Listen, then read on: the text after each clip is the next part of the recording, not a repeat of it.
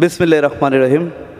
আজকের সবার উপস্থিত সম্মানিত সভাপতি, উপস্থিত প্রধান অতিথি, প্রধান বক্তা, বিশেষ অতিথিগণ, সামনে ভূমিষ্ঠ রাজপথের সহযোদ্ধাগণ, আপনাদের সকলকে জানাই আমার অন্তঃস্থল থেকে সালাম, আসসালামু আলাইকুম। আমরা একটা ভিন্ন প্ল্যাটফর্মে দাঁড়িয়েছি এখানে, তাই না? অন্যান্য সময় আন্দোলনের মাঠে কথা বলতাম, আজকে আবেদন। কিসের? ভোটের আবেদন। এই ভোট সত্যিকার অর্থে আপনার আমানত।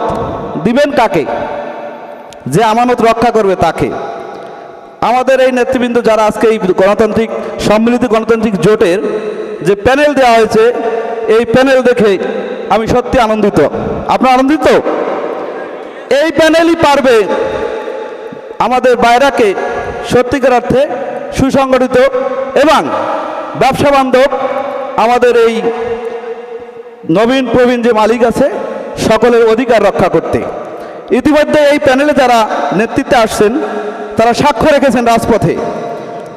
অসংখ্য অসংখ্য প্রোগ্রাম আমি তাদের সাথে করেছি, আপনারা দেখেছেন। এবং মন্ত্রণালয়, বিএমইটি তথা এই সেক্টরের যেই যেই জায়গায় সমস্যাগুলো হয়েছে তাৎক্ষণিক আমি আমার পাশে আমাদের আতিকুর রহমান বিশ্বাস আতিক ভাইকে পেয়েছি এবং বিভিন্ন প্ল্যাটফর্মে দেখেছি তার দৃঢ়তা। কোনো শক্তির কাছে তিনি মাথা নত করেননি। আমাদের মন্ত্রণালয় থেকে, বিএমইটি থেকে বিভিন্ন জায়গায় আমরা যখন মিটিংয়ে বসেছি, আমাদের স্বার্থ যৌক্তিক বিষয়গুলোর উপরে তিনি বারবার জোর দিয়েছেন, আদায় করে নিয়েছেন। এইটা কিন্তু আমরা দেখেছি। তা আমি বলতে চাই, আপনার ভোট কিন্তু কারো কথায়, কারো আত্মীয়র কাছে দিয়ে দিয়েন না, বন্ধু বান্ধবের কাছে দিয়ে দিয়েন না। আপনি কিন্তু একজন সুযোগ্য ব্যবসায়ী। আপনার ভোটের গুরুত্ব এবং মূল্য থাকতে হবে। আপনি ভোট দিবেন তাকে যিনি ভোটের পর আপনাকে ভুলবে না। ভোট দেবেন তাকে যিনি চেয়ারে বসে এই সাধারণ সদস্যদের আর্তনাদকে উপেক্ষা করবে না। কারণ আমাদের এই সেক্টরে আমরা বিভিন্ন সময় দেখতে পাই, মন্ত্রণালয় বা আমাদের অন্যান্য সংকটে আমাদের অনেক সময় দেখা যায় কর্মকর্তারাও দেশের বিরুদ্ধে চলে যায়। সেখানে কিন্তু দৃঢ়তার সাথে কথা বলতে হয়। আমি বিশ্বাস করি এই যে নেতৃত্ব আব্দুল গফুর ভূঁইয়া, তিনি অভিজ্ঞ ব্যবসায়ী, অভিজ্ঞ পার্লামেন্টারিয়ান এবং অভিজ্ঞ নেতা। এই বয়সে এসেও তিনি আজকে একটা দলের প্রতিনিধিত্ব করবেন, তিনি মনোনয়ন পেয়েছেন। আমি রাজনৈতিক বক্তব্য দিতে চাই না, ওটা ভিন্ন বিষয়। কিন্তু যার যোগ্যতা আছে সর্বসেক্টরে সে কিন্তু পারে। এবং তিনি মন্ত্রণালয় তথা বিএমইটি বা কখনো কোথাও গেলে কখনো কখনো কিন্তু তৎকালীন সময়ের সরকারের বিরুদ্ধেও কথা বলতে হয়। কারণ এই সেক্টরটা কখনো কখনো মাফিয়ার হাতে চলে যায়, তখন তাকে তার দলের বিরুদ্ধে গিয়ে কথা বলতে হয়। এই নেতৃত্ব সেটা পারবে বলে আমি বিশ্বাস করি।